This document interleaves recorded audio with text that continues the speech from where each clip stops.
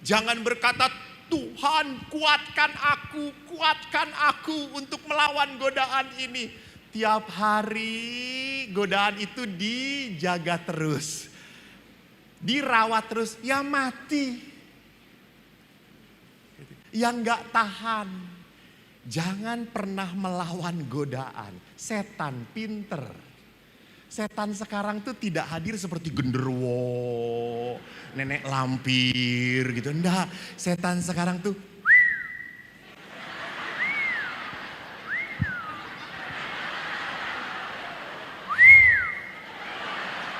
suster gak masuk hitungan. Maaf ya suster, maaf. Suster kan banyak hidup rohani gitu ya.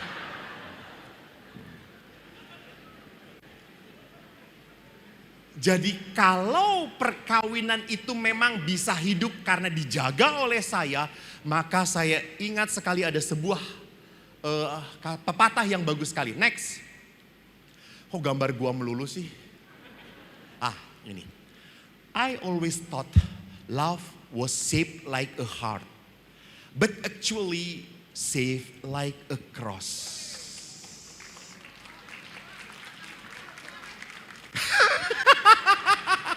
Asli. Baru sekarang seminar umat langsung artinya.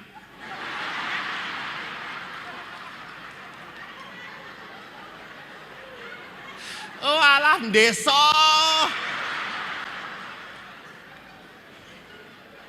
Takkan Dani ya.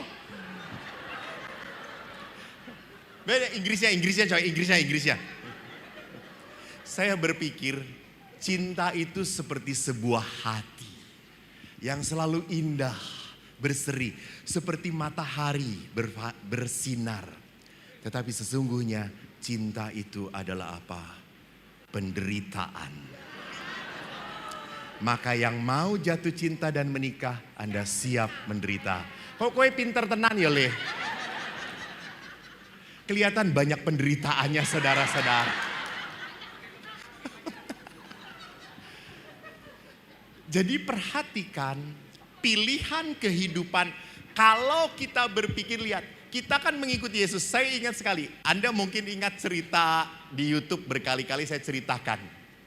Kan seorang anak kecil, saya kan pernah di rumah retret 25 tahun dengan anak-anak SD banyak. Lalu saya terlalu berkata, anak-anak, kita itu Kristen disebutnya. Ada Kristen Katolik, Kristen Protestan, kita disebut Kristen. Mengapa kita disebut Kristen? Lalu semua anak diem. Lalu ada satu anak, saya Romo. Ya, kenapa? Kita disebut Kristen karena kita bukan Muslim. Kata satu, blow on lu, kata saya itu. Terus dia tanya, emang saya salah Romo? Enggak salah, cuma enggak pakai otak jawabnya, kata saya itu. Lalu satu anak lagi, saya Romo. Ya, kenapa kita disebut Kristen? Karena kita pengikut Kristus. Dan kita mengikuti Kristus karena kita yakin akan selamat. Haleluya, amin saudara Romo. Weh, kata saya, kamu ngomong seperti pendeta. Memang saya anaknya pendeta Romo. Hebat. Lalu saya tanya, kalau kita mengikuti Kristus, kita ada di mana? Di belakang apa di depan? Di belakang Romo, namanya pengikut Kristus harus di belakang. Gitu. Kalau Yesus ke kiri, kita mana? Ke kiri Romo. Kalau Yesus ke kanan, ya ke kanan Romo. Kalau Yesus lurus, ya kita juga harus lurus Romo, harus setia. Oh keren. Lalu saya angkat salib. Kalau Yesus disalib, semuanya diam saudara-saudara. Lalu tadi satu anak yang blow on itu langsung angkat tangan. Saya udah takut, ini ngejawab apa nih kata saya itu. Lalu ya udah kamu jawab. Kalau Yesus disalib Romo? Iya, biarin aja dia sendirian Romo di situ. Dan anak itu rupanya anak Jember saudara-saudara. Puji Tuhan.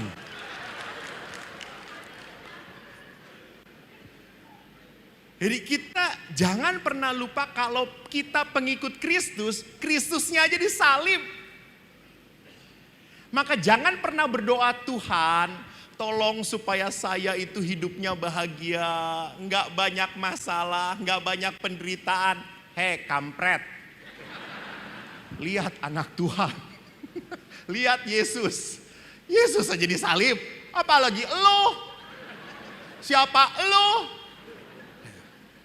Maka jangan pernah berdoa sebagai seorang beriman, mohon supaya hidup ini mudah, mohon supaya hidup ini bahagia terus, mohon supaya saya diberkati. Woi, mohonlah supaya kamu kuat. Itu, mohon supaya kamu kuat. Coba sekarang, siapa yang duduk di sebelah yang paling tidak membuat Anda kuat di dalam hidup Anda? Pasangan Anda. Kadang-kadang saya tidak kuat, sudah tidak tahan, sudah capek. Saya ini menikah Romo, tapi saya selalu sendirian. Saya nggak pernah diajak ngomong, nggak pernah diajak diskusi. Tiba-tiba dia memutuskan sendiri, apa yang harus saya lakukan? Terimalah salib ini. Maka Bapak Ibu tolong ya, kalau suami istri mengesalkan, lagunya cuma satu. Sengsaramu oh Yesus, sekarang ku tanggung, gitu. Jadi mari kita lihat bahwa di dalam perkawinan kita akan mengalami pengorbanan. Next. Nah ini Injil yang akan saya coba lihat kecil saja. Orang Farisi datang mencoba Yesus, apakah seorang suami diperbolehkan menceraikan istrinya? Jawab Yesus, apa perintah Musa? Musa memberi izin menceraikan dengan membuat serai. Lalu kata Yesus, justru karena ketegaran hatimu, maka Musa menulis perintah ini untuk kamu. Next. Sebab pada awal dunia Allah menjadikan laki-laki perempuan, laki-laki akan meninggalkan ayah dan ibunya dan bersatu dengan istrinya, sehingga keduanya menjadi satu daging. Demikian mereka bukan lagi dua melainkan satu. Maka apa yang dipersatukan Allah tidak boleh diceraikan manusia. Ingat, ini kata-kata Yesus. Tidak ada dalam perjanjian lama. Apa yang disatukan Allah tidak boleh diceraikan manusia. Maka Yesus memberikan arti ilahi. Maka kalau gereja Katolik, Anda menikah, Anda kena dua hukum yang mengatur Anda. Hukum sipil dan hukum ilahi. Hukum sipil mungkin memperbolehkan cerai. Hukum sipil boleh. Tetapi hukum ilahi tidak. Maka kita memegang hukum ilahi supaya apa? Supaya selamat sampai ke rumah Bapa. Itu. Jadi kita itu mempertanggungjawabkan kehidupan kita sampai kekekalan. Bukan hanya di dunia ini. Next. Oleh karena itu lihat di dalam Amoris Laetitia, sukacita kasih yang ditulis oleh Bapak Fransiskus, dikatakan, seringkali kita memperlakukan relasi perkawinan seperti memperlakukan dengan barang. Kalau barang itu sudah tidak kita pakai, barang itu sudah bosan, apa yang kita lakukan? Buang, tinggalkan. Sama, kalau perkawinan pun sudah tidak cocok lagi, udah berhenti. Ngapain? Bapak Ibu, memang Tuhan itu menyatukan suami istri tidak cocok. Memang tidak cocok. Kalau waktu pacaran itu dicocok-cocokkan. Dan waktu pacaran kan pria itu seperti apa? Seperti seorang yang sastrawan yang hebat. Dia bisa berpuisi. Dan bodohnya perempuan mau aja dibohongin sama laki-laki. Perempuan ngomong, hai, engkau laksana bunga di pagi hari. Ih, cantik banget. Lihat kelopak matamu. Wow. Langsung wanita dibegituan. Kelepek-kelepek, you know. Itu. Jadi perhatikan bahwa seringkali kita lupa di saat kita sudah tidak merasa tidak cocok lagi, tidak akur lagi, sudah selesai, buang saja. Toh dia sudah tidak menarik. Padahal perempuan itu berusaha membuat dirinya semenarik mungkin. Betul. Kemarin saya ke Lampung, KRK, lihat emak-emak. Kan saya diinapkan di hotel. Lalu pada saat turun ke hotel mau check out, ada rombongan emak-emak. Sudah pensiunan semuanya. Lalu ada 3 emak, saya masuk lift bersama-sama. Lalu emak-emak ini kan pakai extension bulu mata gitu ya. Yang lucunya bagi saya, mama tuh begini terus ke temannya, kok gue susah buka mata ya? Sudah matanya menggelambir, pakai bulu matanya makin turun tuh ya, kata saya itu. Terus emak yang satunya ngomong, lu pakainya 2, kata itu. Masa 2? Lalu si emak itu ngomong kepada saya, Pak ini betul bulu mata saya 2. Saya lihat, betul, kata saya. Oh pantesan berat. Jadi lihat apa yang terjadi. Kita kalau hidup perkawinan makin lama harus makin pinter melihat keindahan dalam diri pasangan. Harus makin pinter. Karena apa? Karena kita lihat bahwa pasangan itu setelah menikah, Anda melihat perubahan. Kenapa dulu Romo, dia itu romantis sekali. Dia dulu waktu pacaran ngomong, cerita, apapun nanya. Sekarang tuh diem terus Romo. Sampai saya tuh bingung mau ngomong apa, di suami saya tuh cuma, ya, terserah, boleh. Enggak, udah. Lalu saya tanya bapaknya, Pak, kenapa Bapak dulu katanya waktu pacaran, Bapak cerita, sharing baik-baik. Sekarang kok kalau ngomong dengan istri, cuma secukupnya saja. Romo lihat saja istri saya kalau sudah ngomong Romo aja kan gak bisa nyela toh. Sama Romo. Istri saya itu kalau ngomong-ngomong, saya ngomong, Pah, tar dulu. Dia ngomong terus, saya akhirnya diem saja Romo, lebih baik. Dan itu menyelamatkan hubungan saya dengan dia Romo. Daripada saya ngomong ujung-ujungnya berkelahi. Maka makin tua biasanya suami membudekkan diri sendiri.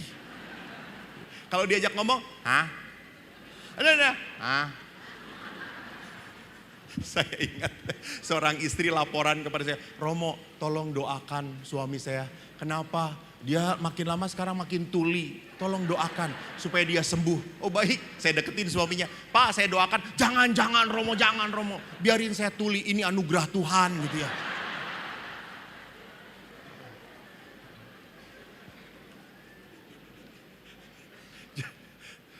Bapak Ibu yang terkasih, lihat. Menyedihkan, apalagi perkawinan sekarang. Perkawinan sekarang banyak sekali pasangan suami istri yang mudah putus asa, nggak tahan. Dan kalau udah nggak tahan, cerita kepada mamanya. Apa jawab mamanya? Ya sudahlah, kalau nggak tahan ngapain lagi. Lihat, bisa menjadi setan. Bisa menjadi unsur jelek. Bukan dikuatkan. Memang lihat, anak-anak sekarang kalau menderita sakit, larinya kepada siapa? Mamanya. Coba ibu waktu menikah. Ibu sudah menikah berapa puluh tahun yang lalu? Atau ibu seusia Abraham ya? Ibu dulu waktu kalau menikah, ibu punya masalah. Cerita nggak dengan orang tua? Iya, dulu waktu ada orang tua.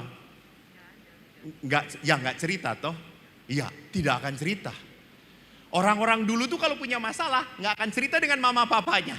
Karena jawaban mamanya akan berkata apa? Salahmu sendiri. Kamu yang mau kawin, rasakan gitu. Iya, itu lihat.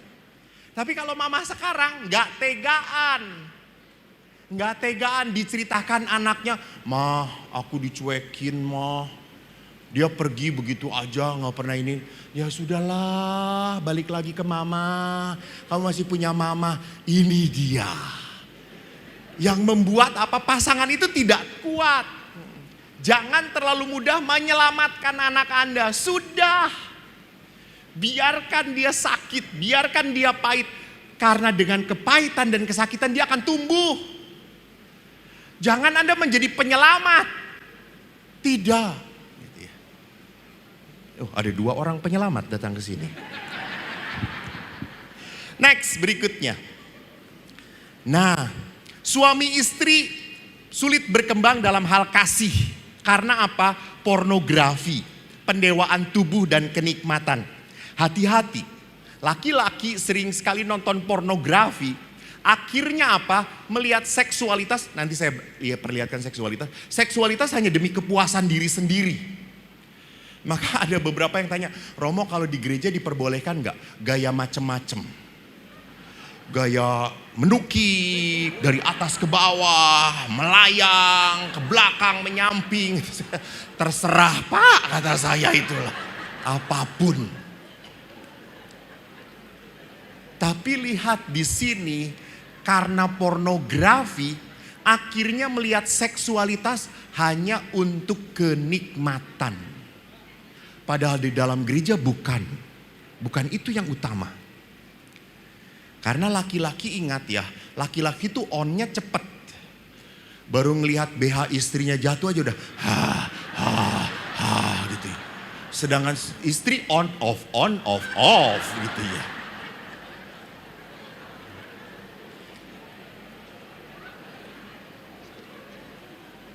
Jadi perhatikan di sini, lihat bahwa di dalam perkawinan kita harus lihat bahwa pornografi, pendewaan tubuh itu adalah sesuatu yang merusak. Maka tidak aneh beberapa suami istri sudah menikah masih masturbasi. Kenapa? Karena seksualitas dilihat sebagai kenikmatan. Nanti di bagian terakhir saya bicara sedikit tentang hal itu. Next. Oh, nanti dulu. Salah. Nah, karena tuntutan ekonomi membuat para anggota keluarga tidak akrab lagi. Atau yang ketiga, ketagihan. Ingat di sini, ada laki-laki yang ketagihan alkohol, judi, narkoba, ibu-ibu tagihan nonton drama Korea. Nah, ini. Kan kalau ibu-ibu sudah ngobrol tentang drama Korea, langsung, besoknya gimana ya? Dia jadi cerai nggak ya? Kalau cerai dengan aku aja, gitu. Aneh ibu-ibu ini. Kalau udah nonton drama Korea bisa menangis-nangis, ikut terhanyut. Kenapa sedih ibu-ibu kalau ikut nonton drama Korea? Karena lihat kenyataan bahwa suaminya tidak seganteng artis Korea gitu ya. Bapak Ibu lihat ada hal-hal yang membuat orang ketagihan. Sama handphone. Akhirnya lihat semuanya asik sendiri. Malam-malam juga akhirnya apa? Istri ngobrol dengan para istri. Diskon di mana? Makan besok kita kemana? Yuk kita arisan di mana? Kita jalan kemana gitu ya. Suami cari yang lucu-lucu TikToknya.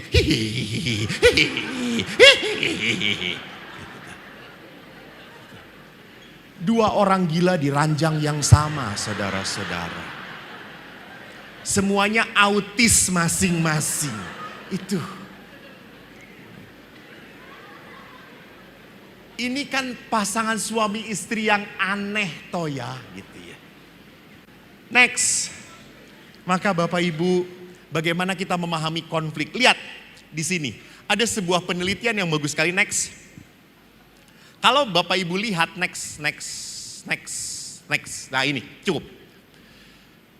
Ada sebuah penelitian yang memperlihatkan apa sih yang menjadikan konflik terbesar dalam pasangan suami istri. Ekonomi, anak-anak, lain-lain, orang ketiga, pribadi pasangan. Rupanya yang menempati porsi tertinggi 35% ke atas adalah apa? Pribadi pasangan yang berubah.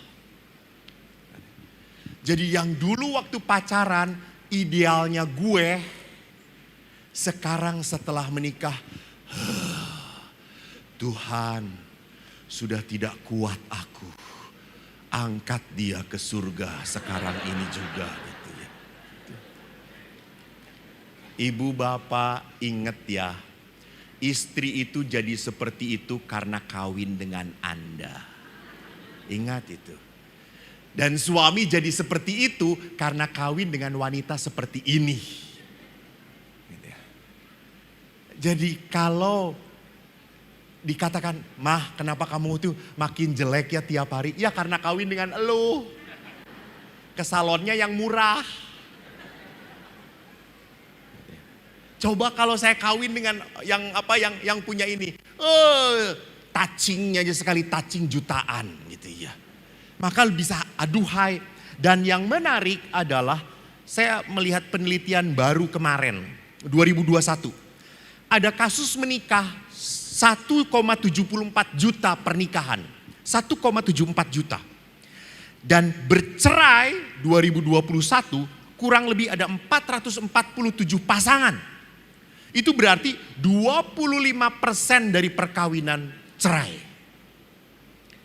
Dan Bapak Ibu, siapa yang menggugat cerai paling banyak? Siapa? Siapa? You right. Betul, you right. Karena selalu yang merasakan keluarga tidak beres adalah istri. Sedangkan suami fine-fine saja. Jadi selalu yang punya masalah itu Romo, suami saya begini. Suami kalau ditanya, oke. Kenapa suami tidak punya masalah? Karena suami adalah sumber masalah dari perkawinan itu.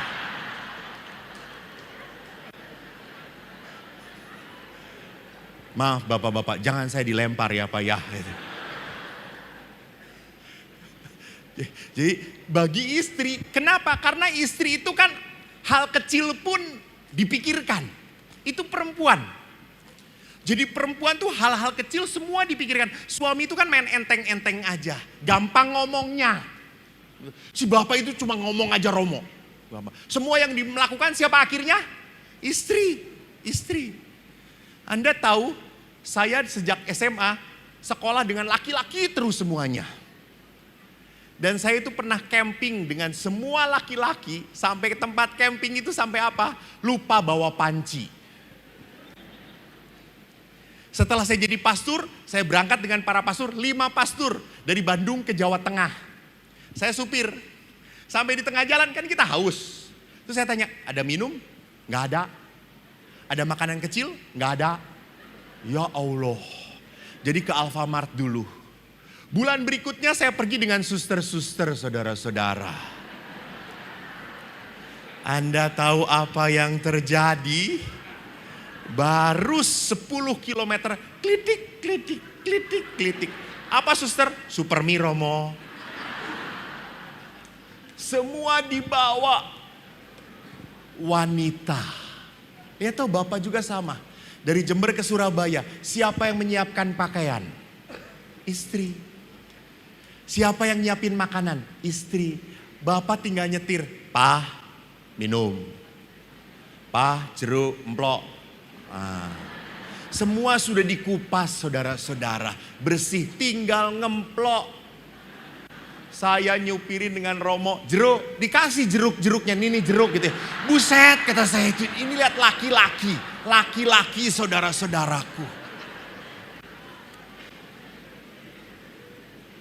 Maka saya suka ketar-ketir kalau saya pergi keluar kota yang menjemput laki-laki, Allah. Anda tahu mobilnya bagus, kosong saudara-saudara. Ya ampun, puasa pantang deh. Laki-laki. Jadi di sini kita harus lihat bahwa apa? Bahwa istri banyak menggugat cerai karena apa? Melihat banyak masalah. Sedangkan suami, oke lah, kayak gitu oke lah, ndak apa-apalah. Bagi istri itu apa-apa.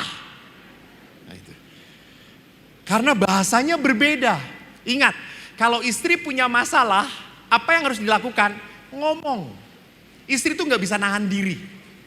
Maka sebelum suami tahu, tetangga sudah pada tahu semuanya gitu ya.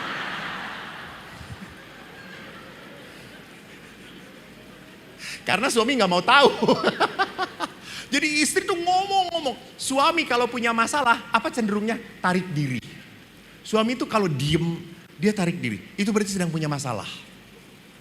Jadi makanya kalau istri ngomong, "Pah, ada masalah apa? Ada masalah apa? Ayo cerita, ayo cerita." Nggak akan cerita. Tapi kalau istri nggak perlu disuruh cerita, Anda duduk di sebelahnya saja, langsung Anda langsung selesai, istri pergi.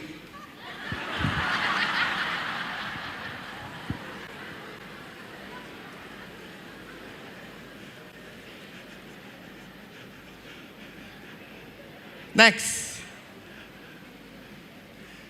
Nah, mari kita lihat bahwa perkawinan itu bukan musibah. Next. Nah, Bapak Paus mengatakan tidak ada keluarga yang jatuh dari surga. Sempurna, dikemas sekali bagi semua.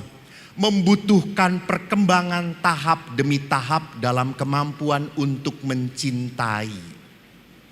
Bu, Pak, walaupun 46 tahun perkawinan ya, 46 tahun. Bapak ngerti istri seluruhnya tentang istri. Nah lihat, 46 baru separohnya. Benar. Karena perempuan itu aneh. Menangis belum tentu bersedih. Tertawa belum tentu bahagia. Itu perempuan. Kita tidak akan pernah mengerti pasangan Anda. Enggak bisa. Kelihatannya senyum-senyum, baik-baik, tiba-tiba nusukin pisau. Bisa terjadi gitu ya. Jadi misteri, kita tidak pernah bisa mengetahui pasangan kita secara tuntas. Enggak. Dan yang kedua adalah apa? Pribadi pasangan tidak bisa berubah. Tidak ada itu. Enggak ada. Jadi Romo saya itu berdoa, pernah toh seorang ibu protes dengan saya, "Romo, saya bertahun-tahun berdoa supaya suami saya jadi Katolik, suami jadi Katolik, Romo. Saya berdoa terus menerus siang malam jungkir balik.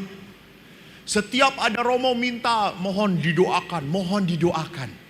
Dan setelah 10 tahun tetap suaminya tidak menjadi Katolik. Lalu dia tanya kepada saya, apa yang saya harus lakukan, Romo?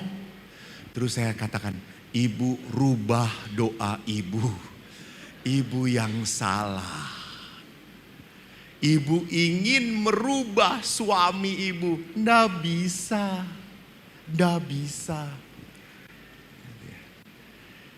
Jadi tidak pernah bisa sosok pasangan itu dirubah. Nggak, diterima. Dan akhirnya pada saat diterima, kita bisa saling menyesuaikan. Gitu ya. Kan ada cara marah. Suami ada yang diem. Ada yang cuger. Macam-macam. Anda harus ngerti cara marahnya dia. Jadi kalau udah diem, istri Anda misalnya marahnya diem, jangan Anda langsung ngomong, sedang marah ya, ditabok Anda. Kita harus peka, mengerti. Maka sama, kapan istri butuh saya, kapan istri butuh didekati, kapan istri butuh dipeluk. Karena pernah seorang istri itu mau baikan dengan suaminya. Dia ingin sekali mengungkapkan sayang. Suaminya senang nonton sepak bola, istrinya langsung lendotan. Lalu suaminya dilendotin, minggir ke kanan. Lalu istrinya gak mau kalah, ngedeketin lagi, nyender lagi, minggir lagi. Lalu istrinya langsung ke depan. Mi, kata istri, ngapain sih? Gitu ya. Pi, dulu waktu pacaran kamu senang sekali direndotin nama saya. Sekarang kamu kenapa menghindar? Mi, dulu kamu mercy, sekarang tronton. Lihat, istri ingin romantis, suami praktis gitu ya. Nggak nyambung. Gitu ya. Maka di sini perlu apa? Saling memahami bahasa satu sama lain. Next. Maka pertama, mari komitmen dalam perkawinan apa yang harus bisa kita lakukan. Jadi jangan sedikit-sedikit cerai. Jangan sedikit-sedikit anulasi. Jangan sedikit-sedikit bubar. Kampret lu yang minta kawin kamu. Kenapa kita yang jadi pening? Jadi tolonglah, bertahanlah. Maka Bapak Ibu, next. Saya selalu mengatakan hal ini. Next. Perkawinan itu karya Tuhan. Maka Anda hanya bisa bertahan kalau beserta Tuhan.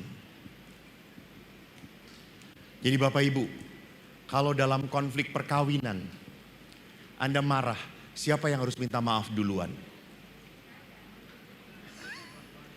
Dua-duanya. Emangnya mau siapa yang marah duluan? Bapak Ibu ingat, kalau Anda sedang marah, siapa yang harus minta maaf duluan? Dia yang punya Yesus dalam hatinya. Dia yang punya Yesus. Jadi dia mau minta maaf karena apa? Demi kebaikan. Saya belajar tentang pengampunan, nanti saya lihat. Saya ingat sekali, saya tidak merokok. Di Jember tempatnya bakau yang bagus ya. Saya tidak merokok. Saya sejak kecil pernah ketahuan merokok oleh ayah. Dan ayah berkata, kamu tidak boleh merokok. Dan teman-teman saya pada ngerokok. Lalu suatu saat waktu SD, saya diminta, kamu ngerokok kok, ngerokok. Kalau nggak ngerokok nggak friend. Ya sudah, saya merokok akhirnya. Dan saya merokok cuma 2 hisap, selesai. Ya sudah, kamu teman aku, kita. Saya pulang ke rumah, Anda tahu toh bau rokok itu kan nempel di baju. Lalu saya pulang ke rumah, saya mau langsung saya cuci. Saya takut ketahuan ayah. Pas saya pulang, ayah sudah pulang dari kantor. Lebih duluan. Saya udah, aduh, laler ijo sudah di dalam. Kan pakai baju hijau tuh tentara itu. Lalu saya masuk sudah ketakutan. Saya salam dengannya. Pak, udah pulang? Udah Pak. Loh, kok bau rokok ya kok? Iya ya Pak. Jangan-jangan tadi ada tamu Pak. Lalu Bapak ngeliat asbak di ruang tamu bersih. Enggak. Kamu merokok. Enggak masa Eko merokok? Kamu merokok? Enggak. Lalu Bapak, kamu merokok. Bapak saya lebih tinggi dari saya, besar. Kamu merokok? Iya, wah Anda tahu itu pengakuan yang membawa malapetaka. Saya dihajar habis, pak, ditempeleng. Lalu saya itu tidak pernah boleh kalau marah memandang ayah, nggak boleh. Tapi karena saking saya marah, saya memandang ayah. Ayah makin marah karena ayah tadi malam jaga malam, jadi nggak tidur. Anda tahu sepatunya tentara yang hak tinggi itu dilepas, dilempar dalam jarak 1 meter, pak, percis kena gigi saya, lidah saya pecah dan gigi saya patah. Saya kabur dari rumah, saya lari. Dan syukur kepada Allah, ayah tidak mencari saya. Karena ayah berpikir punya anak 4, hilang 1 masih 3. Dan yang hilang yang bodoh, gak apa-apa. Dan sore itu yang cari saya siapa? Ibu. Ibu tuh selalu bela saya. Kalau saya dikatakan bodoh-bodoh oleh ayah, ibu tuh selalu bilang, sini. Walaupun bodoh anak ibu. Dan saya ngomong, saya gak apa-apa ya bodoh ya bu, ya gak apa-apa. Asal jangan selama-lamanya ya nak ya. Ibu itu sore waktu itu, kok pulang? Gak mau. Nanti ayah marah lagi. Karena ayah itu kalau marah bab 1, bab 2, bab 3 bersambung. Enggak selesai. Ya sudah, kalau kamu nggak mau pulang, kamu di sini, ibu pulang. Ibu pulang, saya ikut dari belakang. Dan saya masih ingat mimik ayah melihat saya. Baju saya berdarah. Saya lihat, ayah itu cuma lihat. Atus kowe, atus. Saya sudah ketakutan. Saya masuk kamar mandi. Di kamar mandi kaget saya, sudah ada ember dengan air hangat. Dan baju ganti saya sudah di situ. Lalu saya berkata, setelah mandi dihajar, kata saya itu. Maka pas mandi saya berkata, aku kuat. Saya mandi. Saya sudah siap-siapkan jiwa, raga dan rohani saya. Dalam nama Yesus kuat, kata saya itu. Saya keluar, ayah itu sudah di depan pintu. Dan di depan pintu rumah kami kecil. Langsung tempat makan. Ayah berkata, lungguh kue, lungguh. Lalu setelah saya duduk, saya diem. Ayah berikan sup untuk saya. Makan. Saya makan sup, diem. Ayah diam, percis di depan saya hanya melihat. Setelah sup itu habis setengah, ayah tepuk tangan saya dan berkata, kok. Saya memandang ayah dengan penuh ketakutan. Ayah berkata, kok ayah minta maaf ya. Ayah memukul terlalu keras. Aku minta maaf. Anda tahu, semua sakit itu hilang dari tubuh saya. Dari situ saya belajar apa artinya minta maaf. Dan saya tahu kenapa ayah bisa seperti itu. Walaupun keras, beliau rendah hati. Karena ayah pendoa yang baik. Maka Bapak Ibu, perkawinan hanya akan kuat kalau Anda berdoa. Berdoa. Next. Yesus jelas mengatakan, akulah pokok anggur, kamu ranting. Jadi Yesus itu sudah ngomong di dalam Injil Yohanes, kamu itu tidak akan kuat, tidak akan berbuah, tidak akan bisa mengampuni kalau kamu nggak tinggal di dalam aku. Ingat, kalau kita disakiti sebagai manusia, apa yang ingin kita lakukan kepada orang yang menyakitkan itu? Balas, titik. Karena manusia, siapapun. Suster bagaimana? Oh yuk langsung belum ditanya apa-apa udah langsung balas gitu ya. Kata siapa suster penuh belas kasih? Tidak saudara-saudara. Suster itu berbelas kasih kalau tinggal di dalam Tuhan. Sama. Orang itu hanya bisa mengampuni kalau dia menetap dalam Tuhan. Karena Tuhan yang punya pengampunan. Kita bisa dikuatkan oleh Tuhan. Saya teringat seorang ibu. Dia baik banget, dia bekerja dengan 3 anak. Suaminya kerja, sibuk, ibu ini kerja juga. Dan akhirnya suaminya katut bidadari, pembawa maut. Pergi dengan wanita lain. Dan istrinya waktu ditanya apa? Bu, bagaimana Romo? Dia mau pergi kemanapun dengan siapapun. Dia tetap suami saya Romo. Kapanpun dia akan tetap saya terima. Dan apa yang terjadi setelah 5 tahun ditinggalkan? Suaminya datang dalam keadaan stroke, tidak bisa apa-apa. Dan istri ini menerima suaminya. Dan apa kata teman-teman istrinya? Komentar kepada suami itu? Itu betul. Goblok. Ini lihat ya kata-kata anak-anak yang belum terselamatkan saudara-saudara. Ya. Goblok. Gitu. Bodoh. Ingat, yang bodoh di mata Tuhan menjadi kemuliaan. Dan ibu ini saya tanya, Bu, apa yang membuat ibu bertahan? Romo, kalau Romo tanya, ini isi hati saya, tak potong-potong gitu. Manue tekan antek kata dia. Ini kata ibunya bukan kata gue ya gitu ya. Tak rata sisa ke siji gitu. Pin modar gitu ya. Kalau lihat dia pastor, kalau lihat dia saya marah, saya nggak kuat. Tapi karena saya melihat Yesus, saya melihat salib, saya bisa menerima dia. Saya bisa menerima dia. Kalau saya harus lihat dari diri saya, no. Lebih baik saya lepaskan. Ngapain ngurusin orang kayak gitu? Maka karena saya melihat Yesus, saya terima dia. Dan Anda tahu, setengah bulan dirawat oleh istrinya dan meninggal di pangkuan istrinya. Sampai setelah 7 hari saya tanya kepada ibunya, Bu, ibu hebat merawat ya.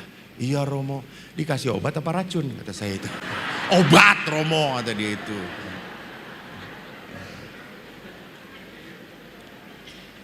Jadi Bapak Ibu yang terkasih, ingat, hanya Tuhan, hanya Tuhan. And next, Bapak Paus ngomong bagus banget. The family that prays together, stay together. Apa nih artine? Ra ngerti toh? Keluarga yang berdoa bersama akan bertahan hidup bersama-sama.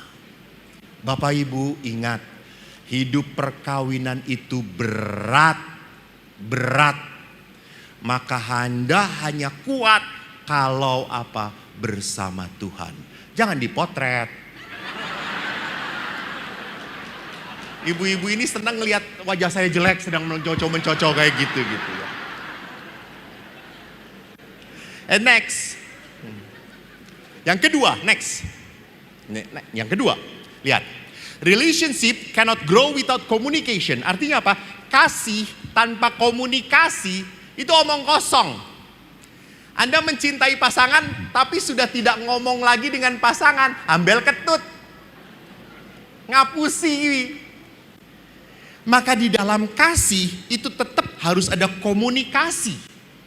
Dan ingat, komunikasi itu ada 3. Next. Oh udah. Pertama, komunikasi itu diskusi. Diskusi itu artinya apa? Diskusi itu adalah bicara untuk mencari solusi. Itu diskusi. Maka diskusi itu adalah kepala dengan kepala, bicara, ngobrol. Next, yang kedua adalah bahasa apa? Dialog, bahasa hati. Jadi kalau di diskusi itu ada benarnya. Siapa yang benar itu yang masuk akal. Tapi kalau dialog itu mengungkapkan perasaan, maka tidak ada salah. Kalau pasangan Anda tiba-tiba, "Pah, aku capek yo. Kok aku kesel yo. Kok aku jengkel yo." Ya sudah, Anda jangan sebagai suami langsung, emangnya saya nggak jengkel ngeliat kamu? Tenang aja Pak, gitu ya. Jadi kalau istri mengungkapkan saya sedang jengkel, saya sedang marah, sudah Bapak hanya berkata, oh jengkel. Yuk kita berdoa yuk Mi. Anda mengerti. Karena istri itu butuhnya bukan untuk cari solusi. Istri Anda tuh pinter banget. Istri Anda itu butuh apa? Untuk didengarkan. Untuk mengeluarkan perasaan dia. Dialog. Dan yang terakhir adalah bahasa apa di dalam perkawinan? Next, seksual. Ingat, seksual itu bukan sensual. Kalau sensual itu berarti apa? Hanya making love. Ingat, perkawinan harus love making, bukan hanya making love. Kalau making love, sexual intercourse, hubungan kelamin hanya untuk demi kenikmatan. Sedangkan yang harus dibangun di dalam perkawinan adalah apa? Love making, suasana di mana dia merasa hangat, intim, dekat. Maka perlu dipegang lagi. Para bapak itu kadang-kadang memegang istrinya kalau di mall saja. Karena takut istrinya belok kiri, belok kanan, sen kiri, sen kanan gitu ya. Saya itu Waktu di Bandung paling senang bawa ibu-ibu kemana? Ke Mangga 2. Anda tahu di Jakarta itu ada tempat Mangga 2. Zaman dulu tuh sebelum Tokopedia terkenal, Mangga 2 terkenal banget. Pada datang ke sana. Saya suka ikutan. Lalu kalau di Mangga 2, bapak-bapaknya tuh cuma duduk aja pegangin tas ibunya gitu ya. Pa, ini, ya gitu. Ibunya ngeliling, lagi muter gitu ya. Dan saya ngikutin ibu-ibu itu. Suka lucu ibu-ibu itu. Kan pakai baju gitu ya. Kan kalau di mannequin bagus. Keren banget, ditempel di ibu itu, hancur kata saya sih. Ibu mannequin kan bagus banget bentuknya. Ibu kan bentuknya nggak beraturan kata saya itu. Jangan pakai kayak gitu ya. Maka beberapa ibu itu, Romo bagus nggak? Pas? Nggak, kata saya itu. Romo ini nggak tahu apa-apa gitu. Lalu dia pakailah, karena buatan Mangga 2 toh. Kan murah, meriah. Buatan Cina tapi murah, bagus gitu ya kan, ingin cari murah bagus. 2 hari kemudian pembantunya juga pakai yang sama gitu ya.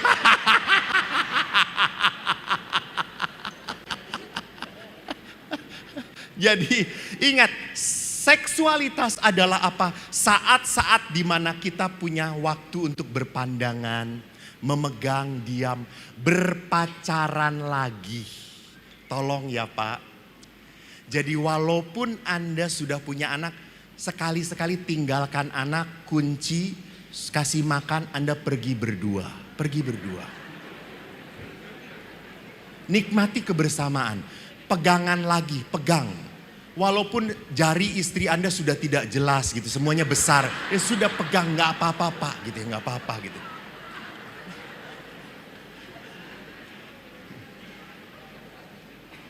Pegangan.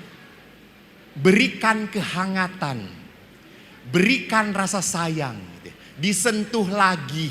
Jadi Pak, nanti tolong malam tidur jangan cuma merem, dipegang pasangannya. Gak tidur. Sebelum tidur dipegang dulu. Rasain gitu, rasain. Oh istri saya ingat Pak. Setelah ibu meninggal, bukan ibu saya. Setelah ibu saya meninggal, 40 hari kemudian saya telepon ayah. Lalu saya tanya ayah, Pak bagaimana? Ya aku saiki bingung. Kenapa? Aku pegang kiri kanan, sudah tidak ada ibumu lagi ya. Untuk apa saya hidup ya kalau sudah tidak ada ibu lagi? Lihat. Di situ saya berpikir, wow Tuhan benar. Apa yang dipersatukan oleh Allah ini. Jadi Bapak peganglah selama masih ada. Ya jangan lupa. Kalau perlu disolatip. Arab nguyuh, ayo long loro.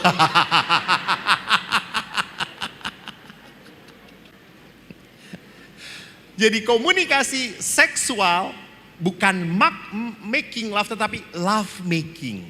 Ingat, istri Anda itu butuh waktu untuk menikmati.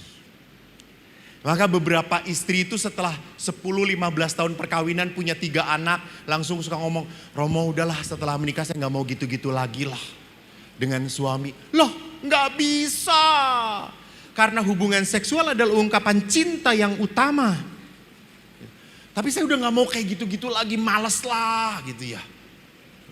Karena kenapa jadi males? Karena para suami itu seringkali tergesa-gesa gitu, cepet onnya gitu ya.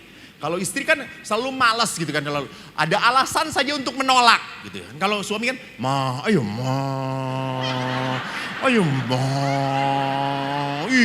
udah lama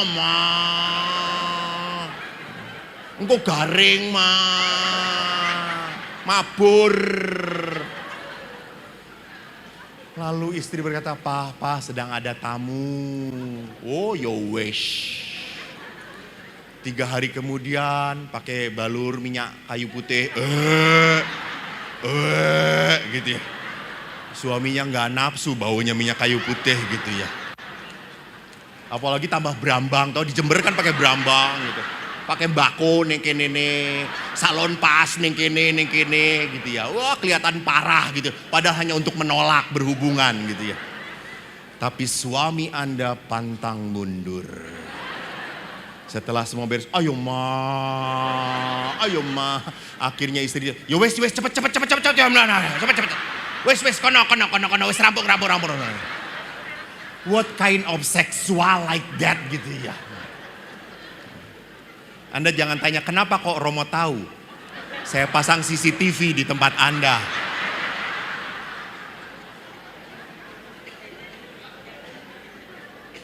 Nanti di rumah ndelok honor. Jadi sering kali istri dibegitukan gitu, dijadikan apa? Dijadikan tumbal hanya untuk kenikmatan.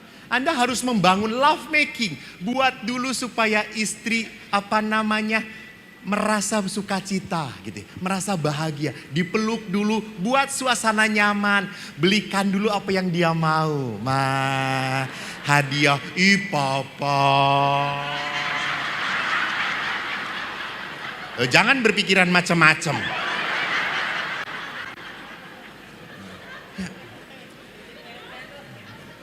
Kayak di film-film.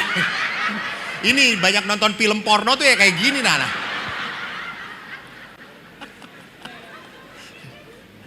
Jadi Bapak Ibu ingat di dalam perkawinan, pada saat Anda pinter mengangkat istri, membuat istri merasa nyaman, hangat, tidak dijadikan objek, maka istri pun akan menyerahkan diri dia. Maka mengapa di dalam gereja dikatakan kepada perkawinan yang masih muda, tolong di dalam hubungan perkawinan berdoa dulu, berdoa. Tapi jangan kayak teman saya, dia sebelum making love, rosario.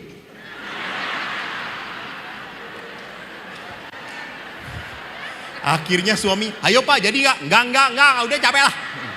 Saya sudah ketemu Bunda Maria, cukup lah.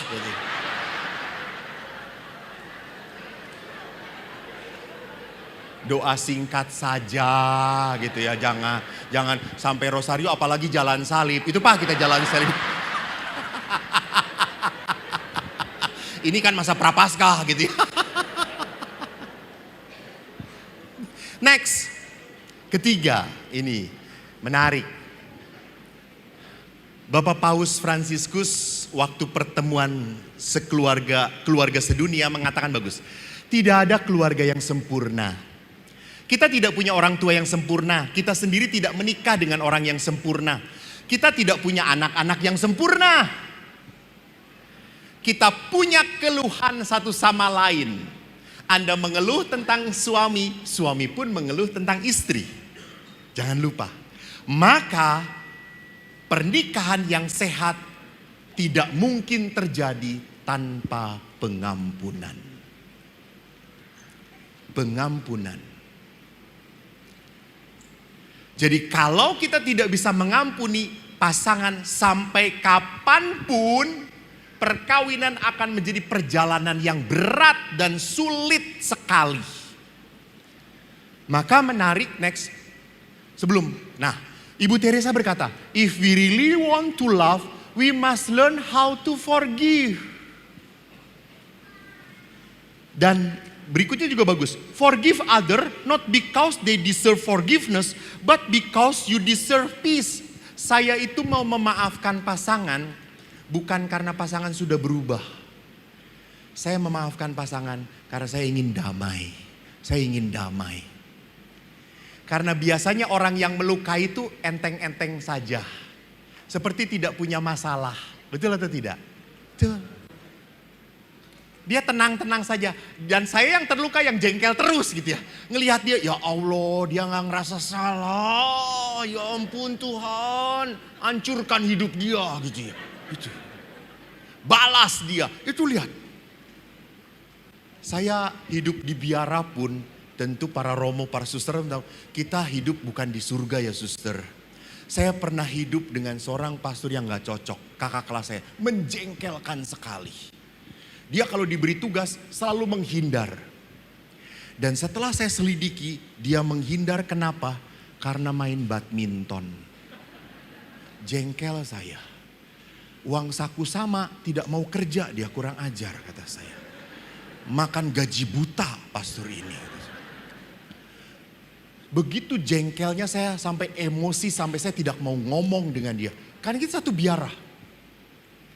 Dan kerennya dia apa? Dia merasa tidak bersalah. I am fine-fine saja. Sehingga setiap pagi itu dia selalu menyapa saya, "Hai Eko." Saya nggak mau jawab. Dia selalu baik. Selalu, "Halo Eko," tapi diberi tugas nggak mau. Sampai saking jengkelnya saya berdoa, "Tuhan ubah dia, ubah dia. Kalau perlu pindahkan dia, pindahkan dia." Maka Bapak Ibu kalau jengkel dengan Romo Paroki, pindahkan, pindahkan, pindahkan.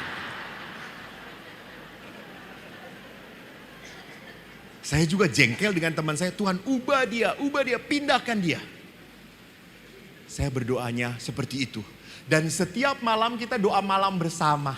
Dan saya suka lebih jengkel karena waktu doa malam kita berputar, saya berhadapan dengan dia. Saya makanya merem terus kalau doa itu. Dan setiap doa ditutup dengan doa Bapa kami. Itu kan doa yang menyebalkan. "Ampunilah kesalahan kami seperti saya pun tidak mau mengampuni kesalahan dia," kata saya itu. Saya saking marahnya. Saya nggak suka. Saya sebel banget dengan dia. Pokoknya satu, Tuhan saya akan bahagia kalau dia pindah atau berubah. Sampai saya krisis panggilan, saya nggak tahan. Suatu hari doa saya mengagetkan. Saya sudah berdoa, ubah, pindah. Suatu hari, pagi-pagi dia menyapa saya, "Hai Eko." Apa? Eko, "Hai. Gimana Romo kemarin main badmintonnya?" "Ih baik kok." Menarik. Kenapa gue jadi tanya-tanya gini ya gitu sih. Sampai saya ngobrol dengan dia. Kemarin main dengan siapa aja?" "Wah rame kok, nanti suatu saat gabung kok." "Oke, nanti suatu saat saya gabung." "Bagus kok, oke, ikut kok bareng-bareng." Ya oke, siap," kata saya tuh. Kenapa gue jadi kayak gini? Sampai yang mengherankan, saya itu mau buat kopi.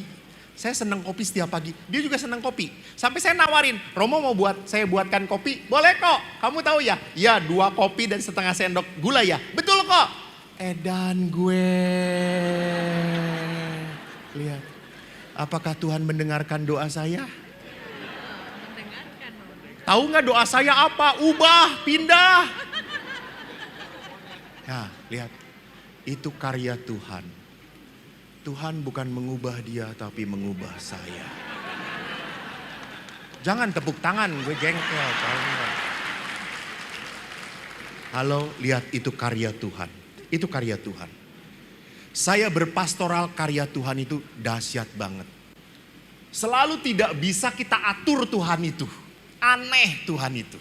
Cara kerjanya. Yang bisa kita lakukan adalah berdoa dan terima. Saya kan suka sedih, dianggap sebagai pastor pencabut nyawa. Saya setiap mendoakan meninggal. Mau dicoba Bu? Boleh. Boleh lah. Bisa jadi terkenal.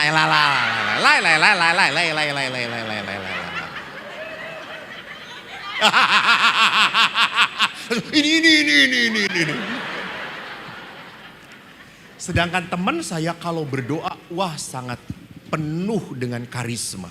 Dia kalau mendoakan orang jadi sembuh.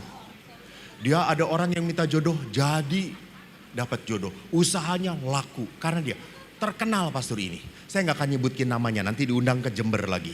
Saya kalah pamor saya. Dia adik kelas saya. Saya sampai ngomong kepada Tuhan, "Tuhan tolonglah. Saya juga bisa seperti dia dong. Kita sama-sama imam. Saya tahu doanya bareng-bareng. Kenapa kau nggak beri karunia pada saya?" Saya mohon begitu. Anda tahu setelah saya doa, tiba-tiba murid saya datang. "Romo tolong doakan Oma Romo." "Oh siap," kata saya. Ini tanda dari Tuhan ya saudara-saudara. Saya ke rumah sakit, ya Allah di ICU. Dan banyak kabel sana sini. Selang kabel tit. Waduh, tetapi kan kalau Tuhan mau buat tanda kan harus dari yang hancur lebur toh. Namanya juga Tuhan. Lalu saya selalu nyanyi saya itu. Tak terbatas kuasa-Mu Tuhan, semua dapat Kau lakukan. Apa yang kelihatan mustahil bagiku, itu sangat mungkin bagimu. Oma, dalam nama Yesus sembuh. Ada tahu? Langsung saya sampai mundur teratur, saudara-saudara. Alah kok ngene ya gitu. Sampai murid yang manggil saya, Romo kenapa jadi kayak gini? Ya nggak tahu saya juga.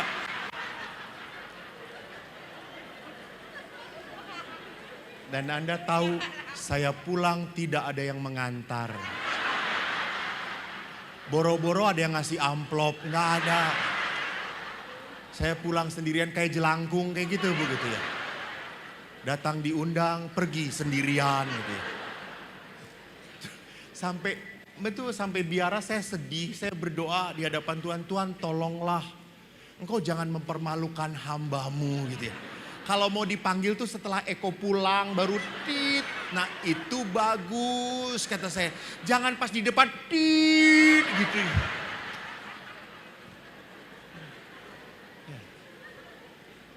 Bapak Ibu itu karya Tuhan. Ya harus saya terima. Saya tidak punya karunia. Saya tidak punya karunia, enggak. Karena apa? Tuhan tahu kalau saya dikasih karunia seperti itu, saya akan jadi sombong. Saya akan jadi sombong. Saya tidak akan mengandalkan Tuhan. Maka Bapak Ibu ingat di dalam sebuah perkawinan pun pengampunan adalah karunia dari Tuhan. Yang harus kita minta terus menerus. Maka bagaimana kita bisa mengampuni? Letting go. Jangan naruh litani kelemahan pasangan. Saya kalau menerima sakramen pengampunan, pengakuan dosa dari ibu-ibu, ibu-ibu tuh suka sekalian memberikan sakramen mengakui kelemahan suaminya juga gitu ya. Jadi dia ngomong, Romo suami saya tuh kayak gini, kayak gitu, kayak gini, kayak gitu. Sehingga saya kalau begitu suami ibu saya ampuni dosanya dalam nama Bapa, Putra dan Kudus. Amin. Sampai istri, lalu saya berdosa lagi kata saya. Ibu ngomongin suami ibu di sakramen pengampunan kata saya itu. Hei Bapak Ibu ingat, jangan pernah nyimpen kelemahan pasangan Anda. Ingat, Anda pun punya kelemahan. Jelas non? Ya, saya pelototin kalau nggak jelas. Jadi jangan pernah menyimpan. Let go, lepaskan. Karena sakit hati itu disimpan malah membuat kita sakit, malah membuat kita dongkol. Ingat kecemasan, kekhawatiran itu bodoh. Kita dilahirkan bukan untuk khawatir dan cemas. Ada bayi lahir ke dunia langsung khawatir. Aduh besok saya jadi apa ya? Sekolah di mana? Dia nggak mikir. Maka manusia itu dilahirkan ke dunia tanpa kecemasan, tanpa kekhawatiran. Mengapa akhirnya manusia cemas? Karena manusia tidak bisa mengampuni, tidak berani let go. Ingat, burung di udara pun dipelihara oleh Tuhan, apalagi kita. Maka let go and let God. Kalau kita bisa let go, so God bisa masuk. Ingat ya di sini. Ini saya punya botol aqua kosong. Botol aqua penuh. Isinya apa? Air. Terus Bapak datang kepada saya, Romo saya punya kopi. Romo pegang apa? Botol aqua. Bisa nggak kopi itu dimasukin ke sini? Bisa, cuma tumpah. Saya bisa menikmati kopinya? Gak bisa. Karena masih ada air. Sama. Bagaimana saya bisa menikmati kopi yang diberikan Bapak? Tumpahkan dulu, kosongkan. So, biarkan kopi masuk dan nikmati. Sama. Anda hanya bisa diberkati oleh Tuhan kalau Anda melepaskan kemarahan, kejengkelan, kepedihan. Berkat masuk. Kenapa kok usaha saya nggak lancar, Romo? Kenapa saya selalu punya penderitaan? Kenapa saya selalu sedih? Karena Anda nggak mau let go. Nggak mau melepaskan. Maka Tuhan tidak bisa memberkati. Karena Anda dipenuhi dengan apa? Kemarahan, kejengkelan, kekesalan, kepedihan. Next. Maka Bapak Ibu lihat syarat mutlak dalam merasakan kebaikan Tuhan adalah apa? Pertobatan. Maka Yesus ngomong apa? Lihat, sampai berapa kali mengampuni? 70 kali 7 kali. Bahkan kalau pasanganmu datang menyesal sampai 7 kali kamu sehari, kamu harus mengampuni dia. Jadi memang pengampunan itu kenapa harus diberikan? Next. Yang depan. Pak, apa yang lihat? Bapak lihat apa di sana di layar? Titik hitam, betul? Nah, itu. Saya ingin mendengarkan itu. Kita selalu melihat titik hitam. Kita lupa di depan pun ada layar putih. Kita selalu terganggu oleh kelemahan pasangan kita. Padahal begitu banyak kelebihan yang pasangan miliki. Begitu banyak kehebatan pasangan Anda. Jadi Bapak Ibu, apa itu pengampunan? Pengampunan itu kita belajar melihat layar putih dalam diri pasangan kita. Bukan hanya melihat titik hitam. Maka terakhir saya katakan apa? Sometimes, next, God does not change the situation because He is trying to change your heart. Allah tidak merubah engkau, Allah tidak merubah pasanganmu, Allah merubah hatimu. Supaya apa?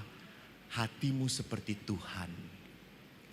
Karena Allah ingin Anda itu sampai ke pintu kerajaan surga sebagai orang pemenang. Jangan ngomong, Romo, dari dulu saya memang lahirnya ngomongnya kasar kayak gini, ini udah bawaan orok. Gak bisa dirubah. Hey, kalau lahir sebagai orang emosional, jangan mati juga sebagai orang emosional. Jangan-jangan nanti dimasukin ke peti, gak mau peti ini, saya gak mau peti yang ini gitu ya. Saya gak mau dimandiin sama dia gitu. Ya Allah. Jadi kalau kita mati sebagai orang lemah, kalau kita hidup sebagai orang lemah, kita harus mati sebagai pemenang. Jangan menjadi orang yang kalah dengan kelemahan. Maka Bapak Ibu yang terkasih, sekali lagi saya mau katakan apa? Mari, perkawinan Anda akan penuh berkat.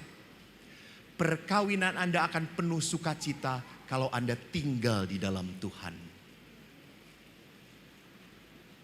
Saudara-saudariku yang terkasih, di saat saya menunggu ibu saya, waktu saat-saat terakhir, ibu sudah sakit. Kurang lebih ibu sakit 8 tahun. Dan bapak menunggu ibu. Bapak itu sangat sayang. Dan bapak sudah berserah. Lalu saya tanya dokter, Dok, Romo, ibu itu kuat. Kenapa? Karena ibu Romo itu sangat sayang dengan bapak. Dengan suaminya. Oh oke. Lalu saya datang kepada bapak, Pak, ngomong pada ibu. Ngomong apa? Ya ibu duluan ke surga. Nanti bapak nyusul. Terima kasih. Aku sayang. Bapak saya marah pada saya. Aku suruh ngomong kayak gitu. Aku istrinya. Gak bisa ngomong kayak gitu. Pak, Romo. Yang ngomong Romo. Romo. Taat pada Romo. Langsung bapak saya. Oh baik Romo. Romo. Saya ingat hari Minggu ayah bicara setelah ayah misa kudus. Ayah ngomong pada ibu dan saya mau datang, mereka berdua sedang menangis. Saya tidak jadi masuk. Setelah keluar saya tanya pada ayah, sudah.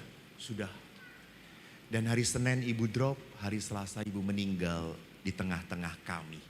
Anak-anak dan ayah. Lalu ayah berkata apa? Saya bahagia, ibu kamu tidak sakit lagi. Cukup 8 tahun ibu sakit, kasihan. Sekarang saya yang sakit. Saya ditinggalkan oleh orang yang saya sayangi. That is love. Itu perkawinan. Dan itu hanya terjadi karena ayah ibu saya pendoa yang baik. Terima kasih, shalom, Tuhan memberkati.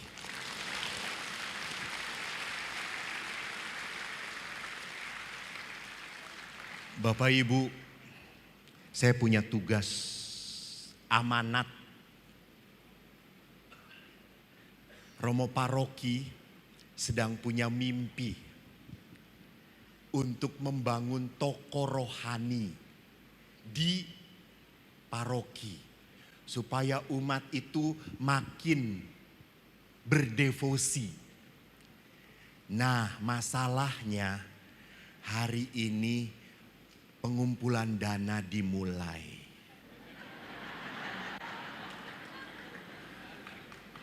Bapak Ibu yang terkasih, berbelas kasihlah pada saya. Kenapa? Karena Romo tadi mengatakan, Romo nggak dapat apa-apa, tidak sesuai target, pulang no amplop. Please tolong, berbelas kasihlah pada saya Bapak Ibu. Maka saya akan ngamen dengan Romo. Saya akan menyanyikan sebuah lagu, Romo akan mengiringi. Kita tadi latihannya tercepat di seluruh dunia. Kita latihan hanya dengan saling memandang. Dua hati sudah terikat saudara-saudara. Tapi besok saya lepaskan lagi. Karena bukan muhrim saya gitu ya. Jadi Bapak Ibu akan diedarkan kotak. Wih, Romonya sudah di depan. Belum saya panggil sudah di depan. Kita beri tepuk tangan saudara-saudara. Ini lihat. Saking inginnya dana belum dipanggil sudah ke depan saudara-saudara. Ya.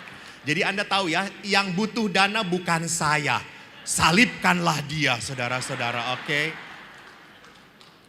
Jadi Bapak Ibu, lagu ini dipersembahkan sebagai penutup seminar saya tentang hidup berkeluarga. Lagu ini bagus banget. Lagu ini berbicara tentang apa? Iman. Jangan takut. Jangan pernah bimbang. Kita punya Tuhan. Kalau Anda bimbang, Anda itu adalah orang yang tidak beriman. Maka Bapak Ibu, gimana ini? Panitianya langsung mengumpulkan atau Anda mendengarkan lalu nanti tergantung suara kami, oke? Oke? Kalau suara kami jelek, jangan dikasih. Tapi ingat, Anda pulang, saya akan berdoa kepada Tuhan, saudara-saudara. Semoga diberkati. Walah. Jadi setelah saya bernyanyi diiringi oleh Romo, nanti tim yang mengumpulkan dana akan berputar dan sekali lagi dana itu untuk dipakai kebutuhan pembangunan, pengadaan toko rohani di paroki